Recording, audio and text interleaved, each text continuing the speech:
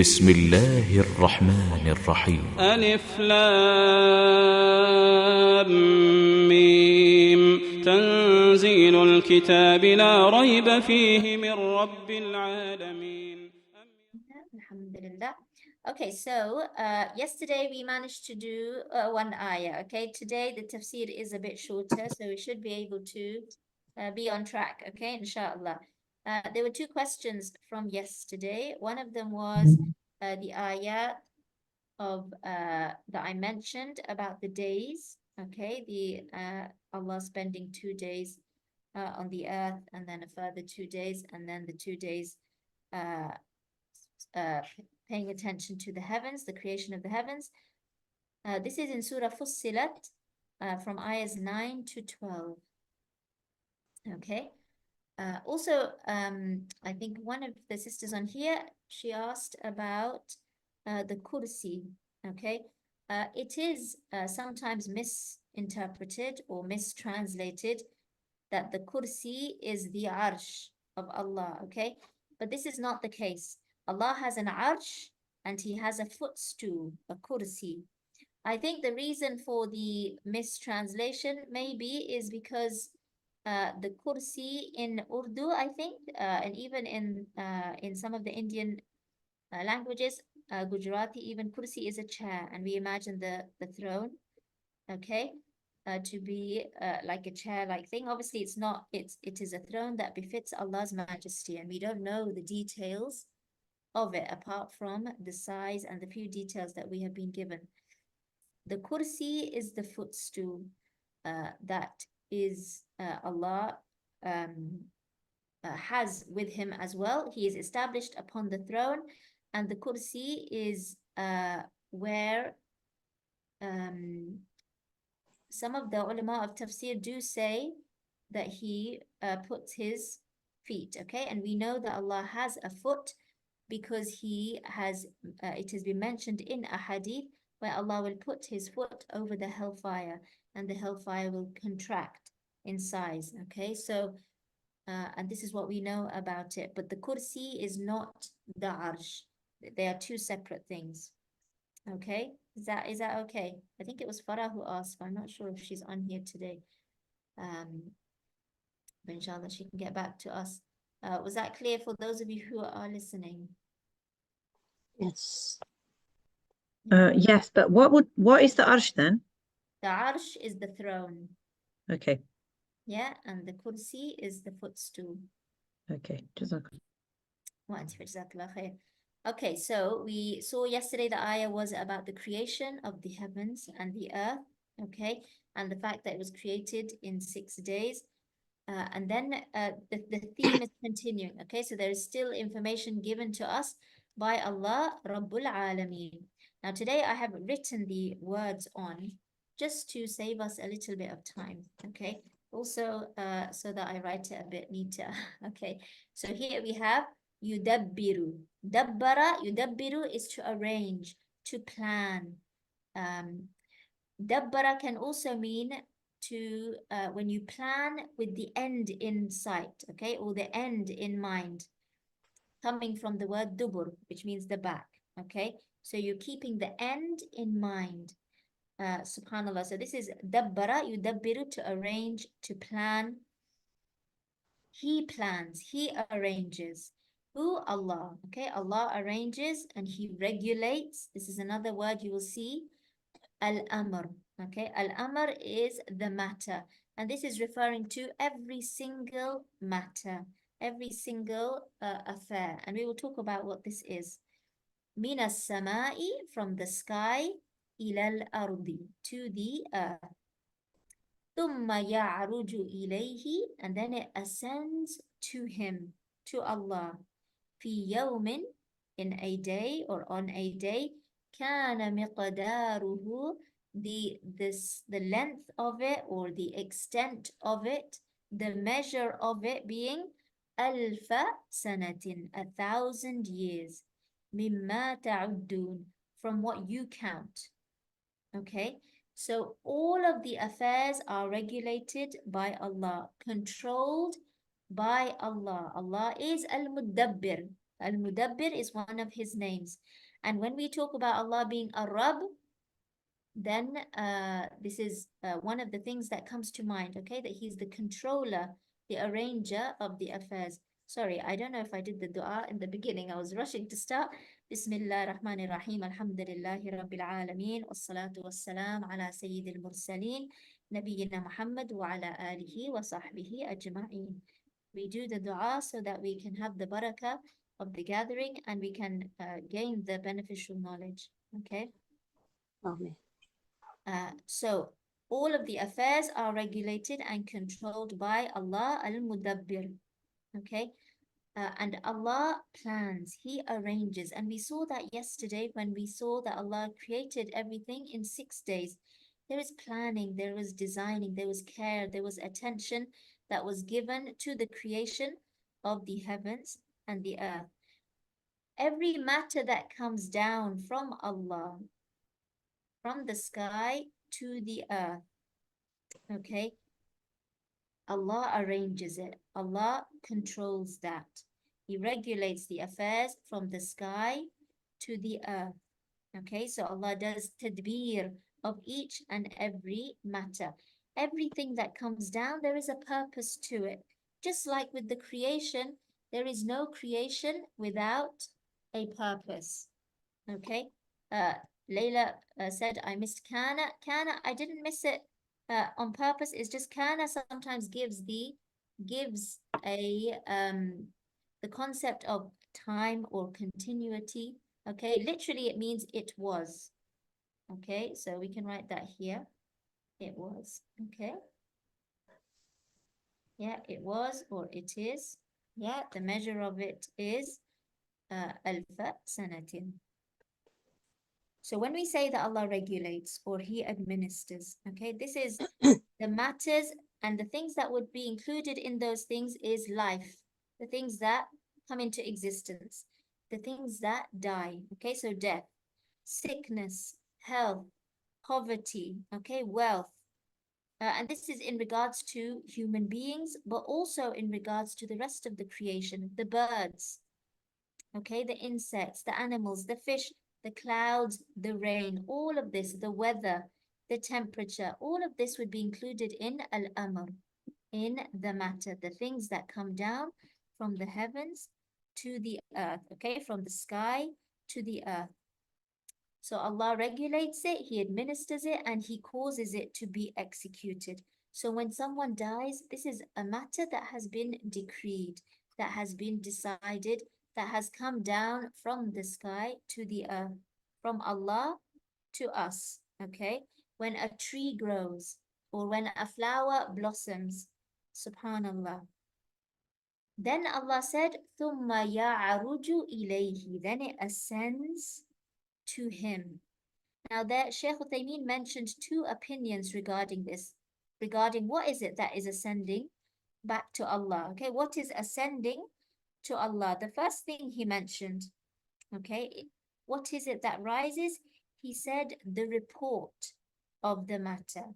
So Allah sends the qadr, He sends the decree, He sends the instructions, and then it is the angels that carry out the instructions. Okay, this one is his life or her life is going to be taken, and the angels are sent to deal with that, the angel of death and those who assist him.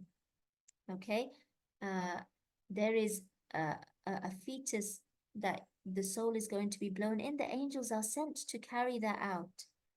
Okay, so each matter, the angels are sent to carry out these matters. And then after that, the reports are taken back up to Allah. Then we could ask, well, doesn't Allah already know? Yes, of course He knows. He sees, He hears, He knows everything. Okay, so then why are the reports taken back to Him?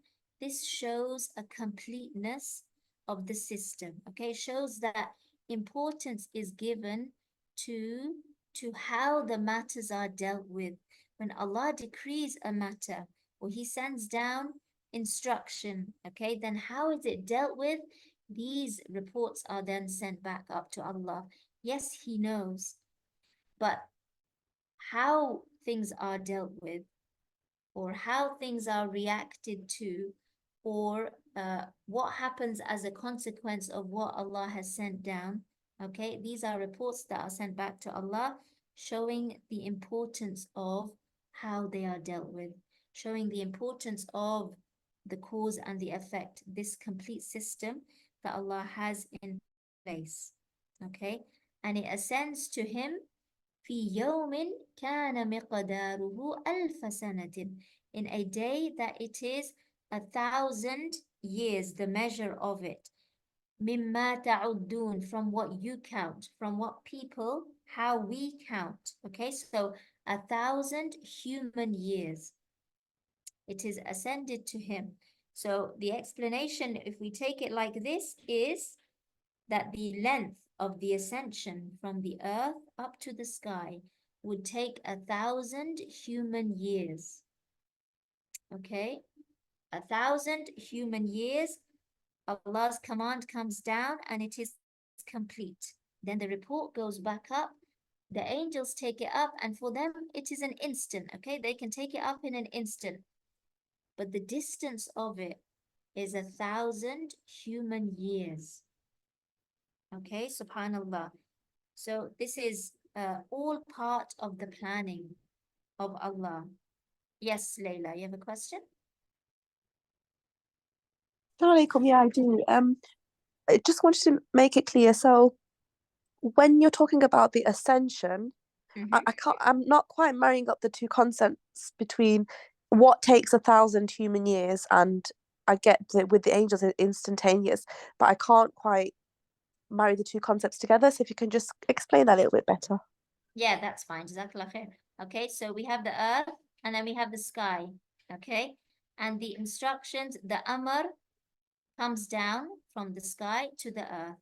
Okay, whatever this might be, death, life, poverty, wealth, sickness, okay, growth, all of these things, they come down. Then the angels, they take up the reports. Okay, so for example, something that would be included in the reports would be the reward, the amount of reward, okay, or the amount of punishment, depending on how a person dealt with a situation, okay, or the consequence of something. These reports are sent back up to Allah. The length of time for us to travel would be 1,000 human years. For the angels, it is an instant. So it goes up. The extent of that ascension is 1,000 human years. Oh, okay, I get it. Is this referring to any command? So not like just the one that occurs, for example, when someone's passed away, and then at the end of it. So at any moment when you do a good deed or a bad deed, and it's recorded finally, that kind of stuff. Yes. Oh, okay. So it's every matter. Which is Jazakallah khair for asking to clarify. Okay. So this planning, this managing that Allah does is a huge thing. Okay, and this shows us Allah's perfect and complete knowledge and ability. It shows us His rahmah, okay, His mercy and His care, that everything we do, everything we say, every which way that we deal with a situation, okay, it is, the report goes back up and nothing is left out, nothing is forgotten. And it shows how powerful He is, okay? When He is, it shows us that when He is providing for the people, He's also providing for the ants, the birds, okay? And not just provision, it is everything is included in this yudabbirul amr. Yeah, how many leaves will a tree produce? When they will fall, who will take shade under the tree? Yeah, what is going to live in that tree? SubhanAllah, all of these things would be included in yudabbirul amra. Yes, Farah. I just wanted to check, Yom, it's not referring to Yom al Qiyamah then? Because I've seen in some translations they put a capital D as in it's referring to the day of judgment. So this is just referring to any day when any of these matters are sent back up. Yes, but that's the first opinion. The second opinion is that it is Yawm al-Qiyamah, and I'll get to that. Yeah? Okay. Inshallah. Okay. And remember a principle in tafsir, which those of you who are in the tafsir class, you know, when an ayah can take two meanings, okay, this is from the eloquence of the Quran, and we accept both as long as they don't contradict each other. Okay. Now, before we get to the second opinion, if we think about our lives, okay, there are many things that in hindsight we think, that was good for me. That was good for me. Oh yeah, you know, look how that worked out. There are many things that we realize in hindsight that the planning of Allah was the best thing for us. And this is part of Allah being Al-Mudabbir. Okay, He plans and He decrees and He plans what is khair for everything to work efficiently and smoothly and in the best way. Sometimes the benefit is individual, sometimes the benefit is collective, but there is planning involved. And for the believers, it is to be upon a state of tawakkul, okay? That when something is decreed for us, whether we like it, whether we don't like it, we trust and we know that Allah's plan, there is a planning involved, and there is a khair, there is a good in the planning, okay? There is perfection in the planning. Now, what the people can do in 1,000 years, okay, the angels do daily. They can do it instantly. They work very fast, and it shows us or gives us an idea of how perfect and comprehensive this system is that Allah has set. And we, the humans, okay, we are at the center of that system. Everything has a purpose, and we have a purpose. Okay. Now, if we look at the second opinion, it isn't that this is the day that the deeds raise up to Allah, okay, or the reports, they raise back up to Allah. And the reason we have the second opinion is because of an ayah in Surah Ma'arij, where Allah said, تَعْرُجُ الْمَلَائِكَةُ وَالْرُوحُ. So the angels and the ruh, which is angel Jibreel, raise or ascend to him, في يوم, on a day, كان مقداره 50,000 سنة.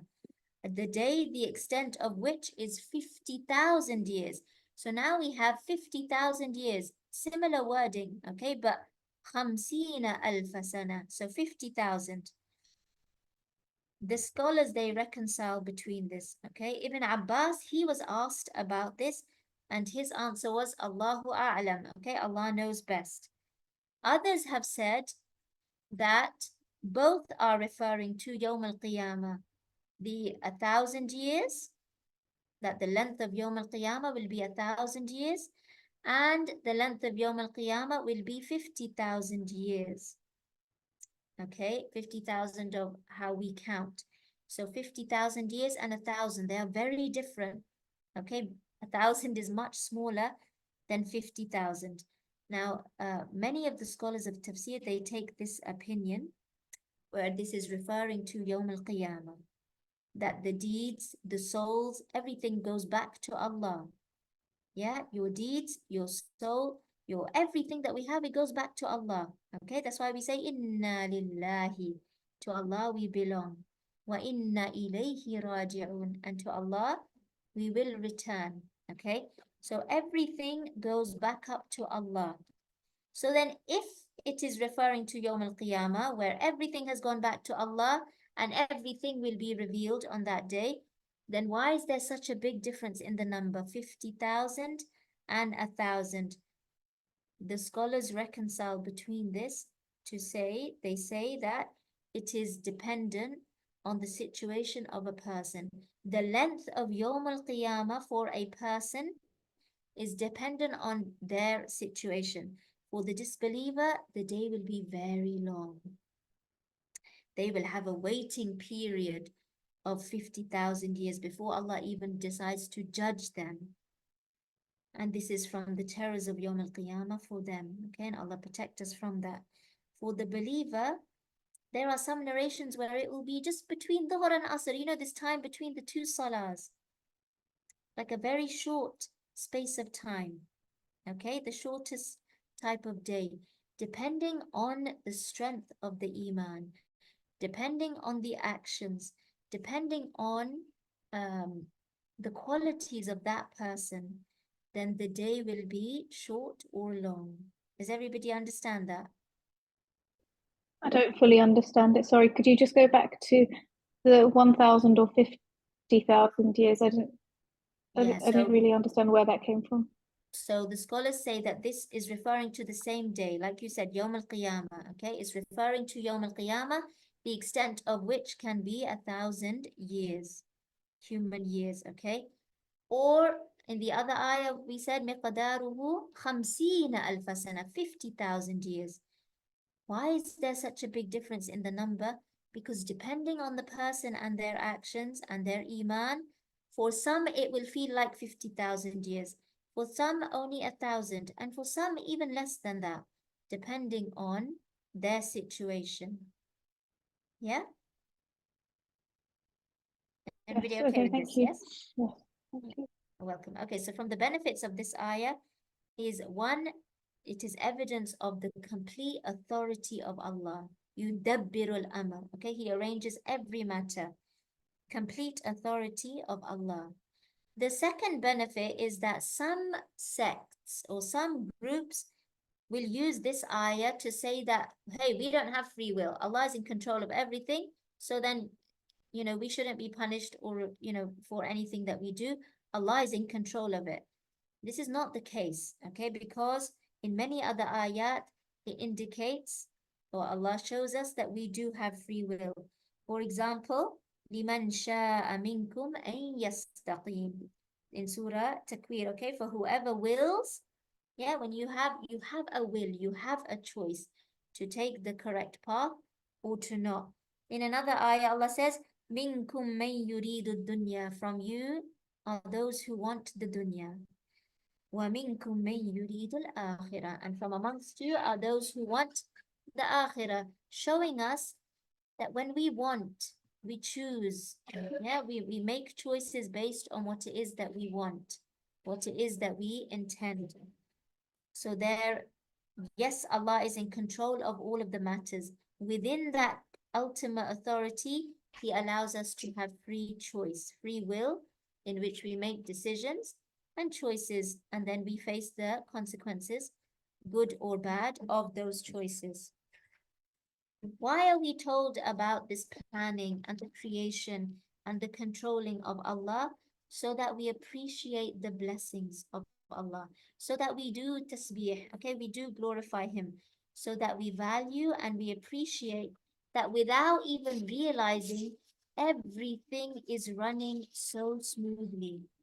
The angels come, they do their work, and we are undisturbed, okay? It is not that we feel any discomfort by this, okay?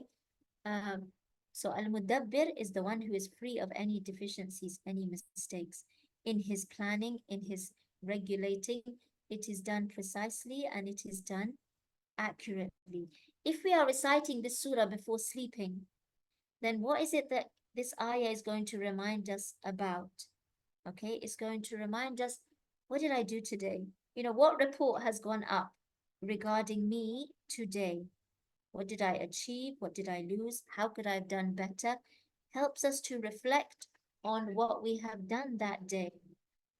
Okay, subhanAllah. Also, the fact that what we have done is we are going to see that again on Yawm al-Qiyamah.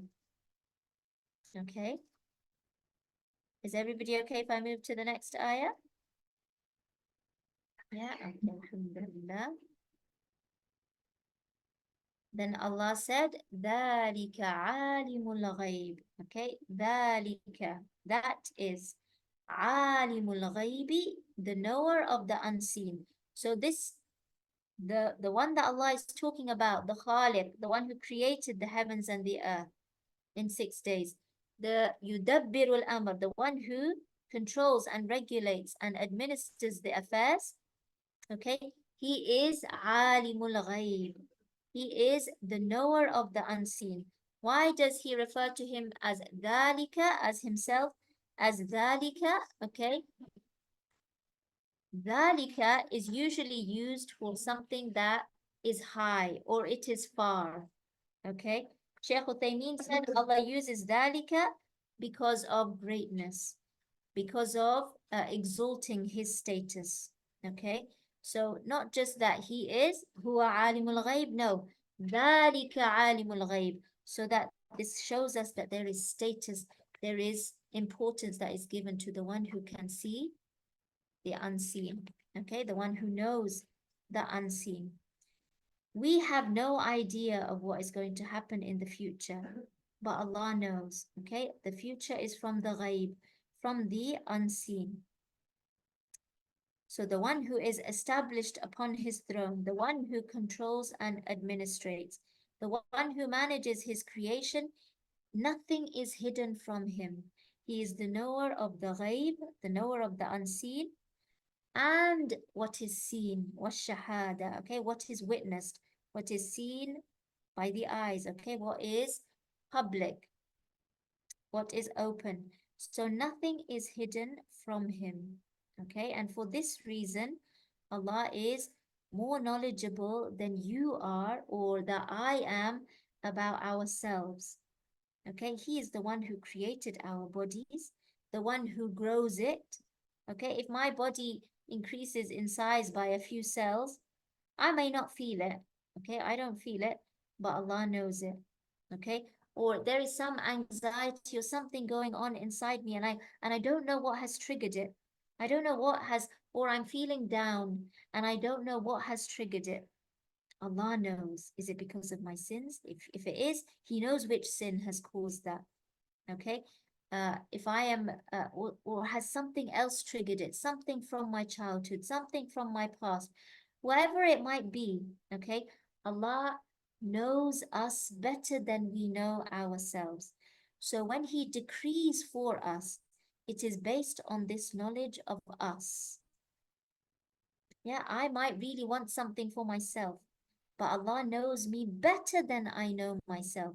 So He may allow it, the same thing as what I'm asking for, what I want, or He may not, based on His knowledge of myself and my circumstance, my situation. Okay? He is alimul ghaib. There is two types of ghaib. Okay? There is the ghaib that is absolute unseen, that which only Allah knows. Okay? Which is like the future, the matters of Jannah and Jahannam. We don't see it. It is not seen to us. We have information about it, but it is from the absolute unseen.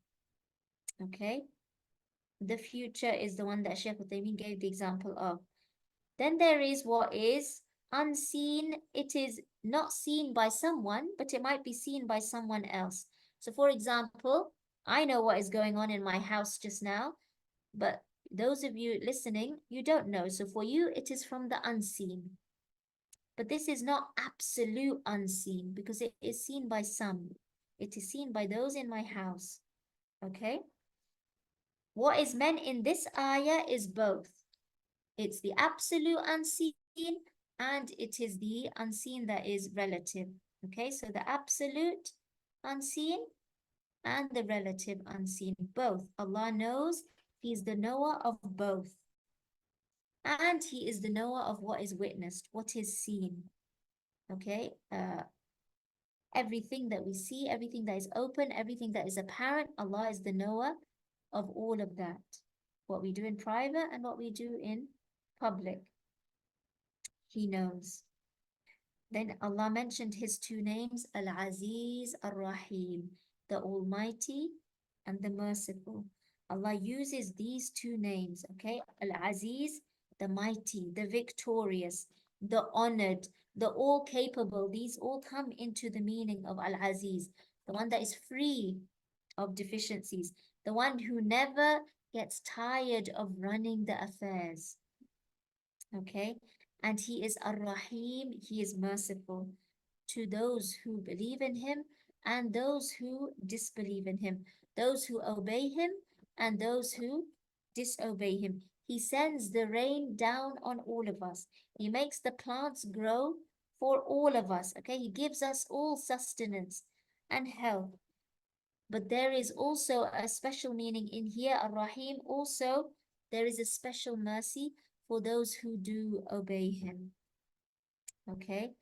Ar-Rahim, also we know from this, is that Ar-Rahim is the one who distributes the mercy. Okay, distributes the mercy. Yes, Layla. So in this ayah, from the name Ar-Rahim, you know that Ar-Rahim is reserved for the believers. So in this context, are you saying that it doesn't just refer specifically to that, it also refers to those who are unbelievers as well? Yeah, so what they say is when Ar-Rahim comes with Ar-Rahman, okay, then it can take the meaning of Ar-Rahman is the mercy for the believers and Ar-Rahim for the, for the disbelievers, for all of creation, the general mercy, okay? And then Ar-Rahim, the one who has a specific mercy, okay? When it comes without Ar-Rahman, then it is mercy for the believers, for the disbelievers. But also, Ar-Rahim is the one who does the action of giving mercy, okay? So distributing the mercy. Yeah? Yeah, so basically in this context, because it's mentioned alone, it means to the believers and the disbelievers, and it has the additional connotation of the one who distributes the mercy.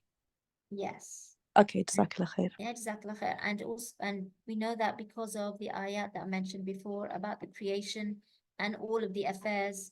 Okay. So the benefits from this ayah is that it proves Allah's all-encompassing vast knowledge. Okay. Is also proof of these two names, Al-Aziz, Ar-Rahim. They are proof that these are two names of Allah. And the benefit of these two names coming together, okay, usually when someone is mighty and they have a position of authority, this usually in human beings, what does it do? Someone has a position of power, what does it normally lead to? It incites fear and humbleness. Yes, but when we have a human being who has a position of Aziz or a position of might, a position of complete authority over the, not complete, but authority over the people, what does it bring out in them usually? Fear. Arrogance. Arrogance, yes. Oh, okay. It brings about arrogance. It brings about, okay, sometimes oppression, injustice, okay? When Allah is Al-Aziz, it is coupled with Ar-Rahim, with mercy, okay? Because Allah is mighty and He is dominant, but it is coupled with Rahmah. Allah's mightiness and His capability and His power is never coupled with, Inna Allah la yadlimu mithqala dharra. Allah doesn't oppress or wrong anyone, even the amount of the ant's weight. His authority, complete authority He has, is coupled with Rahmah. In the same way, when Allah says, Alhamdulillahi Rabbil Alameen, Allah is the Rabb of the Alameen. Then if someone was to say, what kind of lordship is this? Ar-Rahman Ar-Rahim. Okay, it is a lordship of mercy. And this is what is being pointed out here by Shaykh Al-Uthaymeen. Okay, that in this dunya, those who have authority, it is common for them to be unjust and harsh. Allah's mercy is coupled with Him having complete authority, okay, and it is the mercy of care and attention, subhanallah, that is attributed to Allah. Okay, any questions regarding this ayah? I would like to do one more if we have time. I can stop if we need to. Salma? I know I have gone over a little bit, so okay, Jazakallah khair. I have permission from the boss. Okay, come. So Allah said, Alladhi ahsana kulla shay. The one who, so now Allah is still talking about Himself. he is talking about himself. The book is from Rabbil Alameen. Who is Rabbul Alameen? He has given us details, and he continues to give us details. الذي أحسن كل شيء. He is the one who perfected everything. خلقه. Everything he created has been perfected. وبدأ خلق الإنسان. Then he mentions a specific creation, the creation of insan. وبدأ, and he began, he initiated the creation of insan min طين, from the clay. Okay, so ahsana is when you make something well, you perfect it. When you do something with ihsan, when a person does something with ihsan, they do it to the best of their ability. When Allah ahsana kulla shay, He has perfected everything that He has created, okay, beautifully, in the most perfect manner. Okay, things are perfect in their colors, in their in the different strengths and weaknesses that things in the creation have. They are perfect in the way that they are created.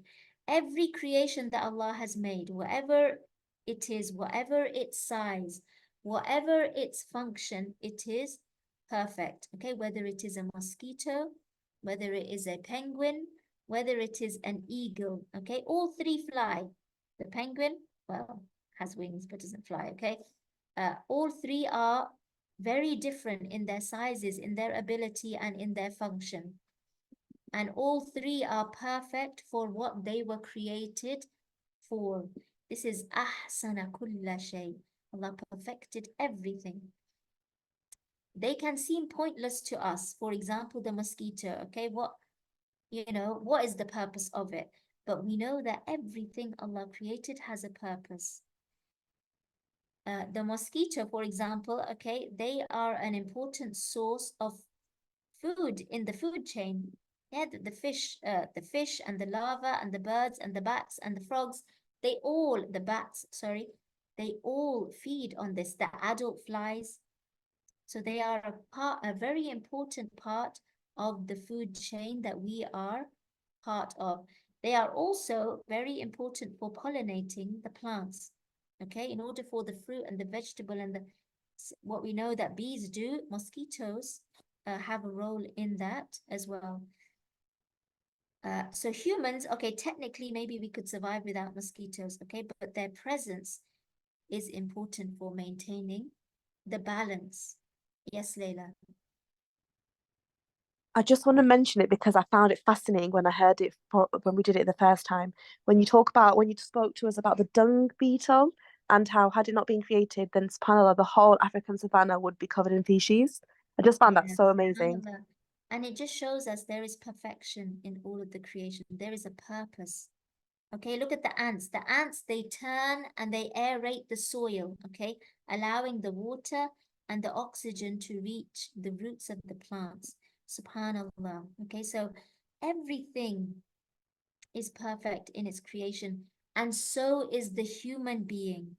Allah mentions the human being specifically. Yes, Radia, you have a question? Yeah, I wanted to ask, is this creation like what you mentioned in Ayah 5? That was like unlimited amra, and this harf. Is it the difference that this is limited to life and the other one is there is no limited to life? Is it? I don't know how I'm understanding it. I'm going to write your question down, and I think Yeah. it needs a bit more detail, so I would like to answer it tomorrow if you don't mind. Okay, inshallah. Jazakallah. Jazakallah khair for that though. If we do just the last part of the ayah, where Allah says, وَبَدَأَ خَلْقَ الْإِنسَانِ, Allah specifies insan. Just like everything else was perfected, insan, the most noble of creation. Everything else on earth was created to serve insan, to serve the people. Allah made the most noble of creation is insan. And how did insan begin? With the creation of the father of insan, which is Adam alayhi salam. who was created min teen, okay, from the clay. And then Allah initiated the human race through Adam alayhi salam. And Allah said in Surah At-Teen, لَقَدْ خَلَقْنَا الْإِنسَانَ فِي أَحْسَنِ تَقْوِيمٍ. We have certainly created man in the best of forms. Okay, so Allah has given honor to insan, and He gave honor here by specifically mentioning insan. And Allah talks in the next ayah about the creation of the offspring of insan, and we will talk about that tomorrow, inshallah. But just like everything in creation has a purpose, human beings are created with a purpose. Just like they are the most honored of creation is because they have the most honorable of purposes, and that is to worship Allah and obey Him and submit to Him. Subhanahu wa ta'ala. We will stop there, inshallah. Subhanak Allahumma wa bihamdik. Ashhadu an la ilaha illa anta astaghfiruka wa atubu ilayk.